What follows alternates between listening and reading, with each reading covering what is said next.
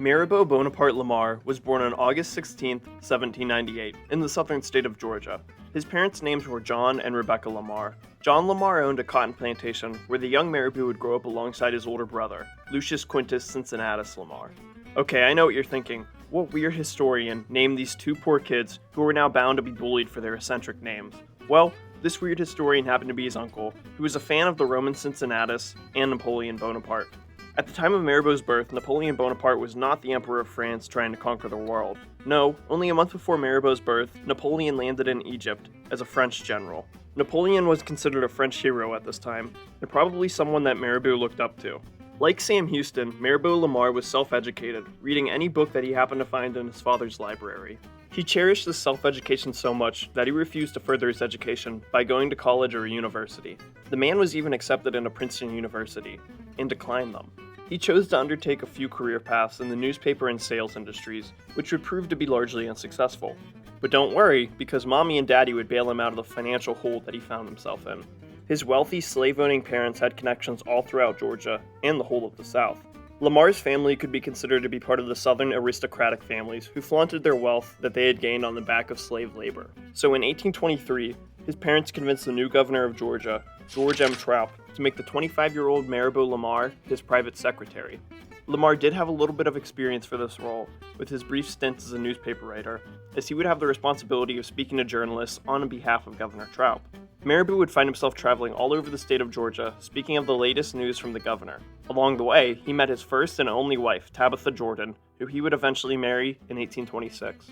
Although Lamar never attended college, he did excel in a few notable skills, among them being swordsmanship, horse riding, and the works of poetry. All of these he could be considered an expert at. Unfortunately, Lamar would lose his job of private secretary when Governor Troup lost his re-election campaign of 1828. The now much more experienced and more well-known Lamar then set up a new newspaper editorial called the Columbus Inquirer. Where his previous editorial would fail, this one would succeed and provide Lamar with substantial wealth and a small amount of fame. In 1830, an obituary would appear in the Columbus Inquirer that would feature the death of his wife, Tabitha, who had succumbed to the scarlet fever of tuberculosis. Mirabeau was devastated by this and vowed that he would never remarry. After recovering from Tabitha's death, Mirabeau started undergoing the process of becoming a lawyer. In 1833, he was admitted to the Bar Association, all while he was running for his first election. He would win this election and earn himself a seat on the Georgia House of Representatives in 1833. Mirabeau would commonly spend a lot of time alone on the road in solitude, traveling, reading, and writing his famed poetry. He would take one of these lonely trips in 1834, after the death of his brother. Lucius Quintus Cincinnatus Lamar became a judge. Then, he committed suicide by gunshot, after he condemned an innocent man to death. The distraught Mirabeau needed nothing more than this, to start the longest road trip of his 36-year-old life. Nearly a year of traveling westward would put Lamar in the direct path of Texas. He was still a part of Mexico at this time, although a revolutionary spirit was beginning to form among the American settlers there. While in Texas, he stayed with his friend, James Fannin, who was a slave trader, showing the type of company that Lamar surrounded himself with. After this visit, he returned to Georgia, until he heard that Texas had started their open revolt against Mexico. Lamar heard of the retreating army of Major General Sam Houston, and sought after him. He would find Sam Houston, who continued his eastward retreat until he found himself in the swamps of Buffalo Bayou, surrounded by the soldiers of Santa Anna. The day before the Battle of San Jacinto, Private Colonel Lamar was walking the perimeter of the swamp, when he came upon two Texan soldiers who were caught out in the open. Without a hesitation, the expert horseman sprung to action, riding hard and fast towards his two comrades. Lamar managed to reach them before the Mexican army could, and they would be so impressed by the speed and bravery of Lamar that they wouldn't fire a single shot at him. Instead, the surprised Mexican soldiers saluted the brave horseman, earning their respect. The gallant Lamar was then promoted by General Houston to command the whole Texan cavalry, which only numbered 62 including Lamar. Nevertheless, Cavalry Officer Lamar showed more bravery in the next day at the Battle of San Jacinto. These actions would see Lamar become a war hero, but more importantly, it would gain him the recognition of Samuel Houston. After Houston became president of the Republic of Texas, he chose Lamar to be his vice president. The two war heroes effectively ran Texas for the next 2 years. To describe Mirabeau as the opposite of Houston might just be an understatement. This opposite nature would be shown when Lamar ran for the president of Texas in 1838. A rule in the Texan Constitution stipulated that a president could not run for re-election in consecutive terms, meaning that Sam Houston would need to pick a successor to his presidency. For this, he appointed Peter Grayson, Unfortunately, Houston would need to look again because Grayson would commit suicide due to financial problems. So Houston looked and found a Texan lawyer named James Collingworth to fill the role, until he jumped off a boat and killed himself. Okay, well, third time's a charm, right? Houston's new pick would be a War of 1812 veteran and a local handyman named Robert Wilson. The problem was that, unless you were getting something fixed, nobody really knew Wilson that well, and Marabou Lamar ran pretty much unopposed in the 1838 election.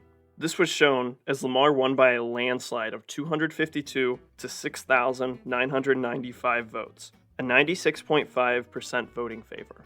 So on December 10th of 1838, Marabou Bonaparte Lamar would become president, but not before Sam Houston got a last word in. Well, it was more like last 10,000 words in, because his farewell address would be a staggering 3 hours long.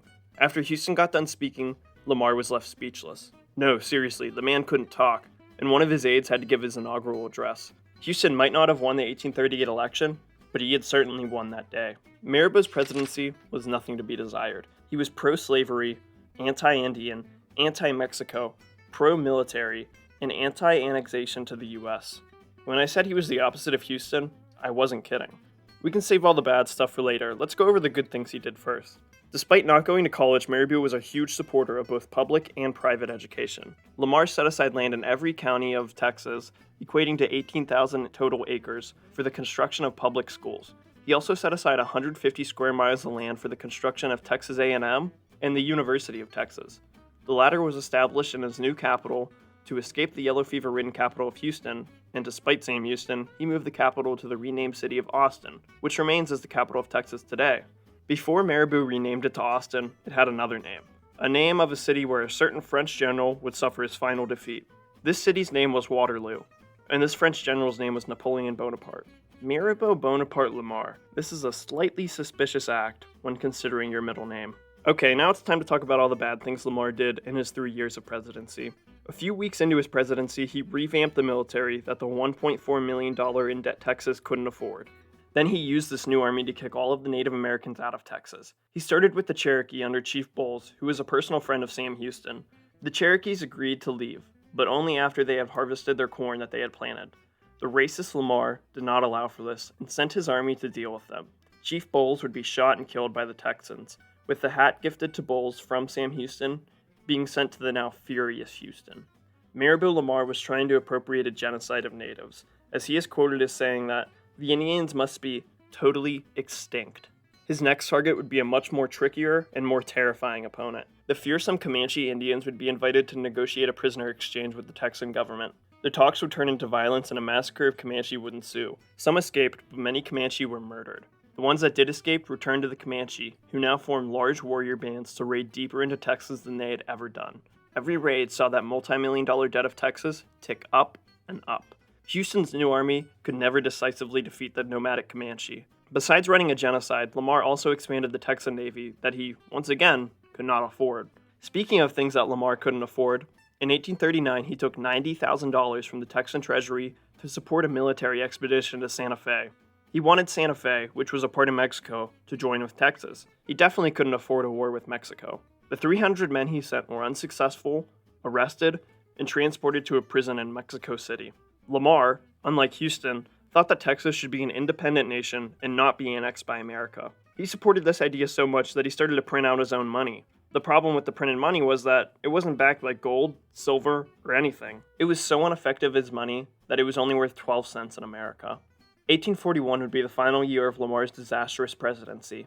He managed to drive Texas from $1.4 million of debt to a whopping $7 million of debt. In 1841, Lamar would hand the presidency back to Houston, almost as if he was just borrowing it from his far more liberal contemporary.